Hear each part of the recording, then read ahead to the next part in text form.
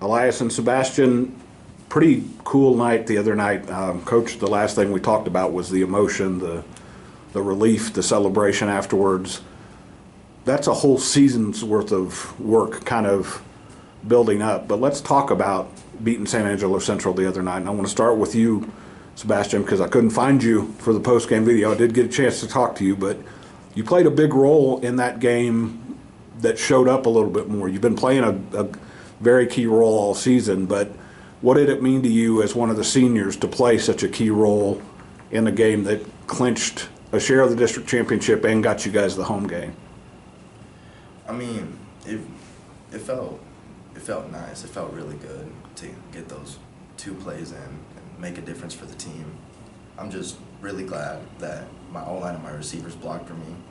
Amazing. They contributed to that, and they made that a big part for me to get those big plays. And I mentioned that you've played a key role all year, but it's just been kind of off the radar, that Yes, you've sir. kind of had to adjust your role. That a lot of people think running back, getting the ball 30 times a game. You've kind of become a key man blocking for HUD on running plays and also keeping the pass rush off of him. Go through what it's taken for you kind of emotionally and mentally to adjust to that role. Well, I'm very coachable, so if a coach tells me to do something, I'm going to follow it as best as I can to my ability. And I love hitting. I love blocking. So for me liking to block, I feel like it makes me a better blocker for HUD. Elyas, defensively, you guys kind of reverted back to the form that you've had all season. The Permian game was kind of the one exception where you guys didn't have an answer, couldn't come up with a big play to kind of turn the tide. The fumble seemed to turn things around for you guys, and I know Garza recovered it, but talking to him and talking to Coach, that was like almost like a team-forced fumble, if that makes sense. Yes, sir. The running back got loose a little bit, and then you guys just swarmed him. How big was that play? How much did that turn things around? It definitely gave us a momentum boost, and just being able to turn the ball over and give the ball back to our offense, like Sebastian and HUD and the receivers, and it just pushed us to go more and more harder and to play a lot harder, to do what we needed to do.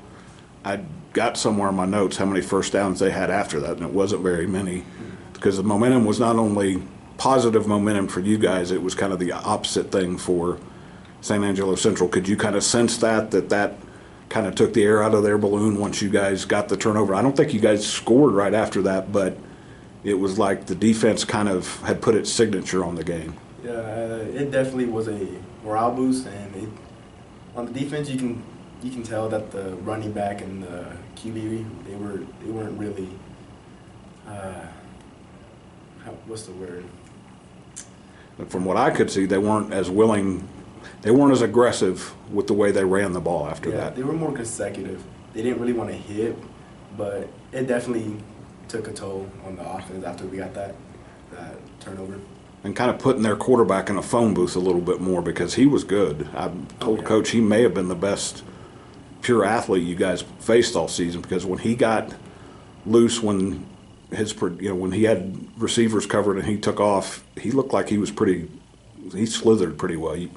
It was hard to blame you guys for not getting him down right away.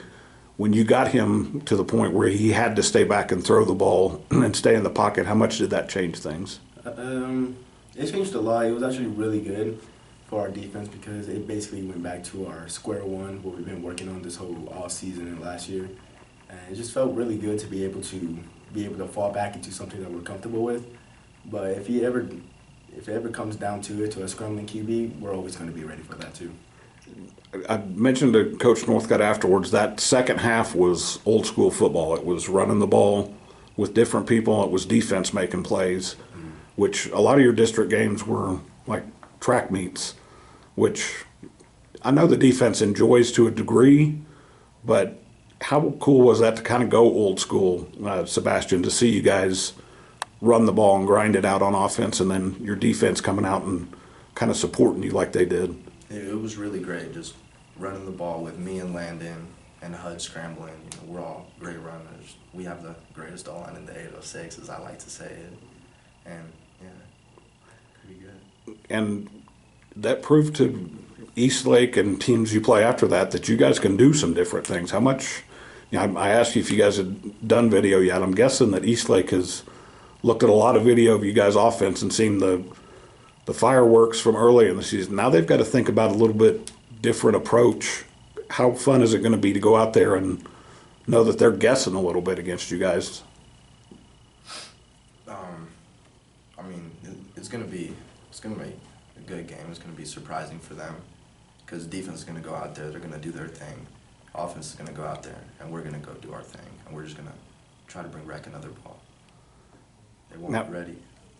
Defensively, there's no telling what you'll get from an El Paso team. They can do a lot of different things. Mm-hmm. The thing that strikes me about you guys is your pass rush has been good, but your secondary has been really good. Mm-hmm. I was doing stats the other day. I think there's 3 of you guys that have 3 interceptions. You guys are hard to throw the ball against. The teams that have had success moving the ball, it's been on the ground. Mm-hmm. How important is it that you guys strike a balance now, so if a team does both things well, that you know you can kind of slow them down when you need to? It feels real good knowing that we're able to do that, to be able to go and drop into pass and be able to cover, and then be able to play up and play run more and be a little bit more aggressive. Because, like I said, the whole secondary, we're all coachable, and we can change the tides whenever we need to, if we need to be aggressive or consecutive and just get deep as far as we can. But our secondary is just really more hybrids than anything. Yeah, that's a good word, because that's what I see when I look at you guys. Coach said this, and it sounded a little bit weird for week 10 of the season, but he said you went into last week and the focus was much more on tackling better. And sometimes for young guys that is, that's just, if you're a football player, you know how to tackle, but being reminded of it once in a while that you have to wrap him up, stop him, no yards after catch or yards after contact. How much a difference did that make last week, and how much does that get you guys headed in the right direction for the playoffs? It puts us in the right direction because, like you said, that we got to wrap up, and the more we wrap up and drive our feet, the less yards they get. And like Coach Frey says, I think it's Coach Frey? He says the game is it's a game of inches. The more inches that we get, the more likely we're going to win. So if we tackle better, we'll hold them, and then it's going to be a fourth down, and then we'll get our offense back the ball. So tackling is really important, and our defense puts a good idea on it, how to do it. You guys getting your offense back on the field is a pretty major ingredient, especially now that they're doing different things.